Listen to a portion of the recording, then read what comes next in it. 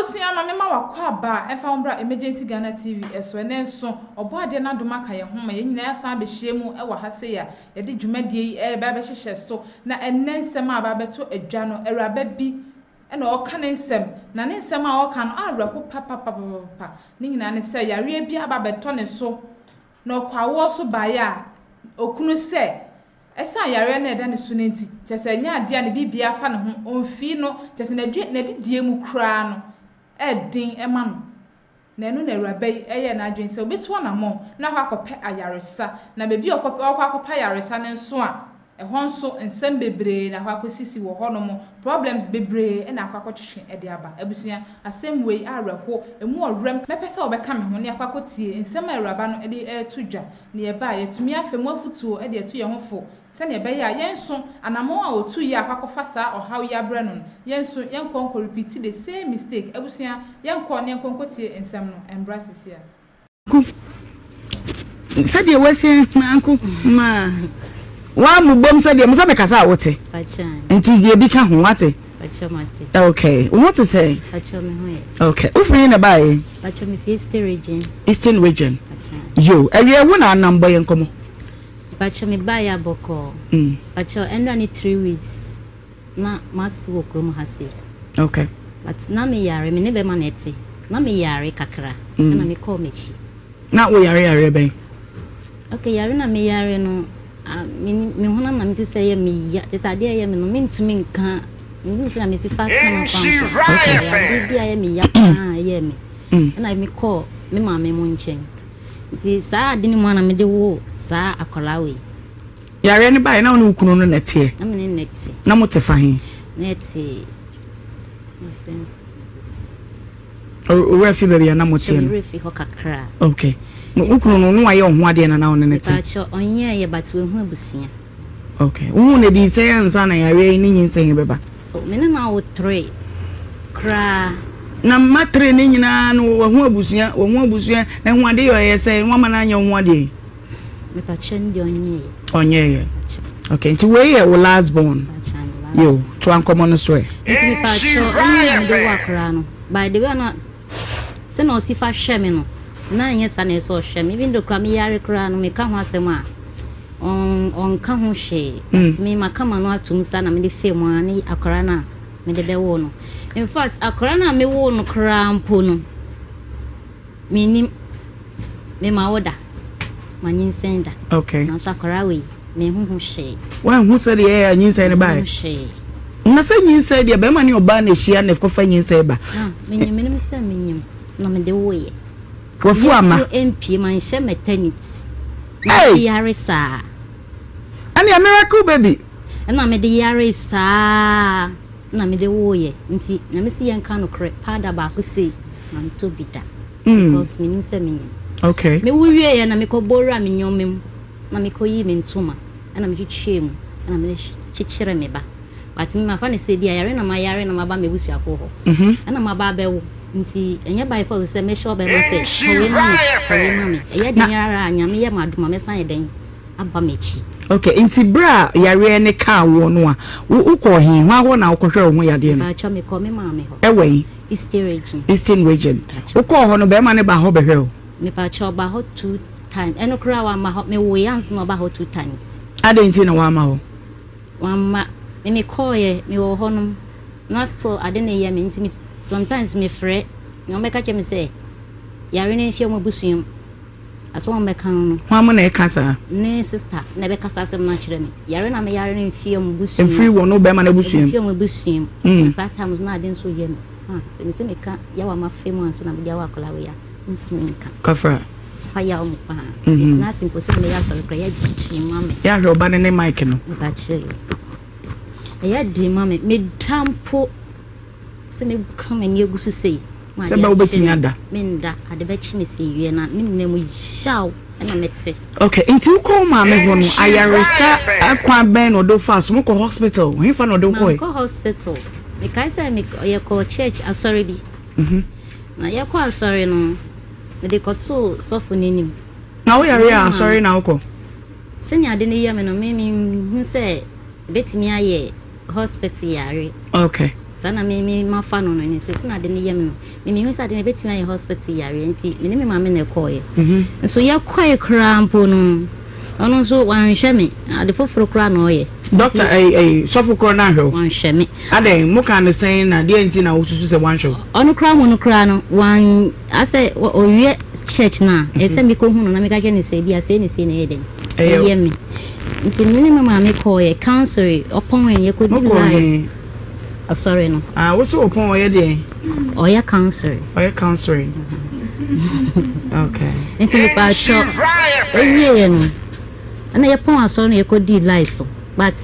edumi so a na nipa foforo edumi so a na nipa foforo saa do ya na nika chema counseling no mo tueska me pa cho de bi en tueska na wote wonum na se bi a we kọ saa na enim se papa no masofo ne no we kọ na we ya sori kọ edumi so a na wa show bi amene edumi so no ebi kọ no wa sori aso ye kọ wa faha wa faha no wa faha wa faha no wa faha nti saa na ade ne yeden kona no nti mi ko mi ka chwe mi ma me se ade we de ntimi mboa o ne ye me no nso ye ba papa we nji ye ba mi hu no oba ade foforo kwa no ye de na time ko na de ko fie ebi kura mi ngidi na mi de ko fie nti e panic show ade e be ya ne se o ba no fo ya no hwe mic ni wati ba chamati me chai to boansa o ne mic no Tommy Behena or the banner so the banner action ama netu enkoma wo bayi wo boye no ye nkoma emu erem oba kama wasiso ya woni bema na atena na woni bema kicha nkoda no makumakum yenu di odane na so ika nwa miensa yare ne ba ye wo ko nwapoje ayarehwe yare kro no so no so ntimi nchire mu se eba ne hunam nyina na ye ne ya na wako na wawo na yade no wo mu di chinchini woni o se nye hospital yare o mu kosofu ho o mu kosofu bi ho ni nyina mu no na be ma ne nye na dwen se obeba na waba behwe no na awade eba bebu ama na se bekumu ma na ema no munya papa ne bie no so kwa no de ya de ne wom anti se awade hu asama ye jija basa bi hunu ne ti wo hunu ne nai enti wo se say nti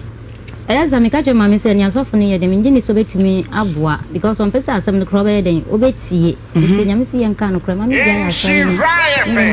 mi wo fie na me fa ya oni musa ni na me fa san na o bande e jano o de so yire no why ta che mati am I feel comfortable nti enu mu ana minnam sa na me de Roman de makobida na ka me se me bu aso ne dingi okay but makobida na me jaye but me san wana me so me san yeden asan kro no me koye but answer na me kosa sorry no ya onim na minnam ya osa nim yare ni adini musa ya onim na minnam sa na da kro en krampo a wanka me ye fu keke na me ti se me ya ni me didi ewie ya me ti se me ye fu no eye me ya sabre no wa na na me wo ye na wonya wo ye bra wanim kakra na me ye fu eye me me nka se bra wani me chesa asem no twe ban wanim kakra o se ube wo ye e ma o san ba ukunu ne wo ana e ba cho me mae DNC me pa cho DNC ni se ada na wo no me ye fu na me ti se ye me ya and you feel ya din pa man se ma ya se na ye me ya me ye fu ni ya ni mu na me se nsu egu me je na me ni za oni oba do ka do wa on nsu egu na so nsu ko egu me ye so pa bi na egu me ansa na kola no eba o won hospital na go wo fi hwan na je wa wo ba cho me mama o mama na je wa wo ti mi twa ne fu ma ne bibia wo fie ba cho e kira de ne nyina ba wo fie ba cho okay nti o ye ne nyina mu na wo kunu no ma ho na wo ma ne me wo ye no me nsa mama wo ne nchen me wo ye no abra me wo ye no na me mama frɛ no no asem o ka che me mama ne se obi se mama ne se me nyim da ben na me wo ana na mama so no de onim asem o ka che no no de odim eno kasa no de yeden eno de kire no nti e kire no nankasa e bae nti o bae eno san ye de o san koye nti enu mu na me se hitu enu echi me so me kwa asori kakran bedu bebi na me se me ya o na me femu no e ba from e mame ya o bedu bebi afa na na me na Ni nyina e jai. Be chai me be wo chai kakra me say nana me nda ni nyina nanu. Sisi ade me to ho a metumi da me honam enye me ye piu. Okay. Enti wo ye no be ma ne bai obeto akra edi. Me pa cho de bi. Wa metu ne din. Pa cho de bi. O yare ye no kodi say. O yi ni free day mo ba ne din wan fa din na ma no. O you free. O yi ni free day no. O ma ni pay abonti. Like o ma ye di na watch no nka say ni ho but okay, next o be fra wo ntuma. Yes, I know person okay. Okay. Who could be say wo ma me ho? Me pa cho me go 2 years ni. 2 years ni. And also who kuna ba home predo do say. Me no pe. Ba shine. Tu nyi me nyina wo ne na nya na mu nhia mu de bia. Pa cho de bi me kwa me nim me because ni na me nya me na yare na me so me say yare. Okay. So say day painting na ba. Nshirafm. Buy painting me say. Me pa cho abra me call me ne net dan ya no. E na me yare e na me call e. Nti nyame aye madum e no kran hwe ni mu kran no ntimi hwe ni sa papa. E na nyame aye madum e na mawo chop money e ba no chop money enso me ni akora no. 2 nyame aye madum me hu se me hu ato me. E na de aye me ya de kese pa me se me bie ma no ka me ntimi hu se me si fa a kire mu krampo afa. Nti be ma na se oba na be fa na de me ye den eko because ya na me ni ma ade a me ma ye den. Ma fom. Yeah. Me senior frail akasa se me we de a kire. When to me amma 2 scan on the send me no scan enso and say they say or send me 2 million first not send me 1 million first not send 1 million for a week. Okay, but enso and you come once no you 2 million by 2 million 2 million for a week enso 2 million for a week enso unkwana na oni obano for 1 week for 1 week. Nti week bi odi 2 million ne ba on farm man ebe nkiti ase no na di scaneba ba ebe du baby no ni ochem ebi 100 cedis time eso de ba na ma ebi 50 cedis akora ni yare cramp na maka yensa akora ni yare kra no se me ko hospital se me tedro enya do be fi ni. Okay, so say dear pa na yenye mfam okunu no ya me pa cho oye adwuma we fan cheme ebi oye adwuma ni de me refi ho kakra we de me sre wa wukunu woni mbabi oye adwuma me pa cho mo fan cheme nti owo he ankasa oni hasi nti owo he awa na me refi bebi oye adwuma okunu abusuafo owo he me pa che bi okrom hasi krom afa he oye adwuma wo for krom okunu na ankasa adwuma for krom be ma ni papa ni papa ye adwuma for krom no nti for krom ankasa no mo ba che de denye ho ankasa no mo oye adwuma wo ho be ma no de oni ha wetu kwan kra wetu kwa ko he oye adwuma wo baby but you se me call ye no me wa se me call ye no anche no so e call ye e say nti me nchire me call ye mata ma wako hospital mama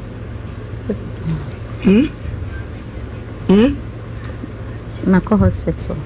Abusuafo ye wa ha enra na obey de na sembe dan ye no pe baby man no ma ja wo daye na enra komo de boy ye no ya bona bono a baby a ekeka kono ya koye to say ya de ne ba ye no ba ma no ja no ajeje mu saa no ntino ama depression ya ka wo bayi wontimi nkyere baby a ba ma no owo de di kan ba ma na busuani bia ni wo kyere na kire kwan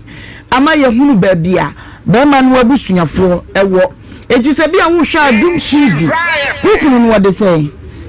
pa cha o di Christian die ameko ofri hi pa cha fi Volta region o ma me de say pa cha mami o ma me afrim nti papa we papa de say so afrim but so papa ni no ni wa hanu okay me say ni papa ono de say me pa cha o de efo done but me de me friend da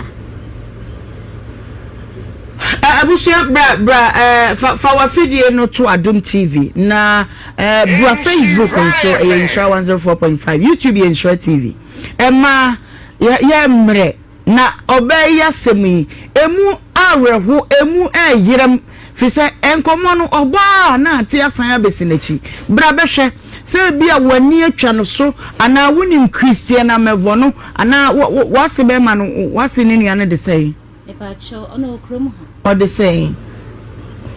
o de fodone efodone number wo de ma ye ya fra number no enko enti se wonim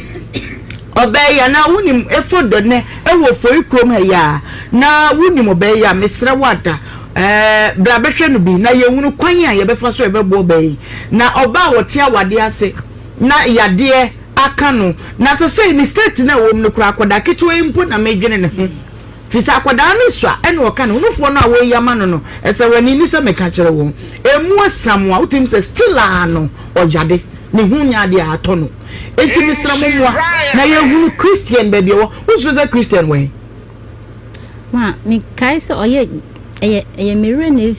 kitwe bi chese baby oye juma de min ko hoda de but min so oye juma baby but arefina na abakakra arefina na aba unu na di be se unu do wani hu Christian okay ko afi mo eni pa chan evangelist mini ni nche ana mema binom eye masa fi se obayi se de wo kire na asem no asem no eye mi bibi kakra menim se bia wo hu bibi kan ya mi aba na asem no bia metaka se ema wo akonya kese pa wo abrabo mu amema ni bi na enam se ema no mu ani na ho otima se eba sei no ana ebisa family no se yenya oba cheaper ye yusu ni cheap Nshirafm she sabun produce na manu sisimi na so akokko kura no wonam na wo de ka bona niwa baba yero nanso etimi passe ni padu wo hu wana mo tutu ntini wo obi ba matumi efa wo ya odi ope nanka sabun produce se efa kwantene ne so a anka abaya wi na ne wofa anamponi maame ntiase anane papa ntiase na busuya yede ewo ho amanka bema no so busuya wo ho sese na yehunu ne nan ehunu ne nsa bema na busuya yehunu unu bema na busuya fo pacho nyamini no ono okromo ha sei but and any 3 weeks na me dey asem no ebre no say na ne ba no say na ekono ni enti me pa ne cho ohu me na me han me dan ansa no hu me but me dey nyame hia fi omo nche ane say omo han me dan no emfa ma me ne to so mienu me chop money no enso omo fa bi nka ho enkosi so mbe han dan na mo me mo month say me dan me nsa be ka ne to so me nsa yenja me kwan na ma on say wa make ayibi o ha ibetimi agina so na ye say bema na busuani bi ye dey ewa ha yeah eno no ye say bema na fa wo de ko ya be ko a obehunu ba bia bema na busuani ni wo ni pa chan okay but na ye ma me de ma asam wiye no ni sra Ghana fo ma mo mo ho de nte say mema emi bema chi na nko ye depression okay emi bema chi ha you to me depression depression we are fine we bet me depression yo on so no ono ni no nyan waye yo enti then I can say the side of depression na unya no oye no o senya yo nti ono oti we nya yo lady kakaka na yenko yenim no kwase mo OHEMAA me say so the so for kwase waye no say sometimes ya na ye pe na ye de hu kofa sa anwoma ne ba na me ga bi say anya bia abrante no ye hu ade you see eno nti na ye ka no ye nnuano ma ya moma ye nti nnwoma bi ase because uni be ma no nantia na hu enipa bi amfiri mu ma ento nkoso nya nnwoma bi o sa wo twe hu because yes omofa mu cheap you understand bema bia onu be hye dem awuba won ko hwehwe abusuachi wo so hwehwe abusuachi amoto no unu se on fa nkosi ba bia pacho wate ase enti mfonso ne de enti na sofo se we de wa no akoya depression enti we de odika so kan sa enti ye futu sam ye de ma youth no ye hwe ye nua ba die so na ye mfa emmo ye ho e ban free sa ye ne ye nsusu nchipi ye ho ma mema abusuya akwakotie ensem no aba we de ye begina ye maame ye futuo ya odi etwa ato ne begina eno so ne de asi afutuo bia enchen nya maame ye de tu dwa no aha enam de ubesi dasane ye besan so ahia na mom like video no na share na subscribe na fe drop a comment no e wo comment section honom e ma me na bibia enkoso aha aye emergency Ghana TV mosonfo na akosia me na meje adwa na me de dwumede e ba wa kwen abusuya dasane e besan so ahia bi makro. Have you ever tried to buy something online only to get scammed, or have the seller waste your time? Or maybe you're a seller who spends hours preparing an order only for the buyer to cancel last minute? We get it. That's why we created Copland, a simple, secured marketplace designed to protect both buyers and sellers. Copland is here to end their frustrations with a reliable solution. Our team noticed that a lot of people are either being scammed or losing valuable time and resources due to unregulated marketplace practices. So we built Copland to tackle this problem. So Copland uses a secure payment method known as escrow, which keeps payment safe until both the buyers and the sellers are satisfied with the transaction. Here is how it works. When a buyer orders an item, the payment is held securely, meaning the seller doesn't get paid until the item is successfully delivered. The seller is notified and can accept or decline the order. If accepted, they reach out to arrange the delivery. Once the item is delivered, the seller marks it as delivered. So from there, the buyer has 48 hours to confirm they are happy with the product or to request a revision if there is any issue. When the buyer is satisfied, they accept the order and the funds are therefore released to the seller. If no action is taken within 48 hours, the order is automatically marked complete and the seller will be paid. Copland is here to build trust in online buying and selling. With our escrow system, both buyers and sellers can feel secured, knowing their time and money are protected. So why not try Copland for your next online transaction? Visit us at www.copland.coplandtechnologies.com.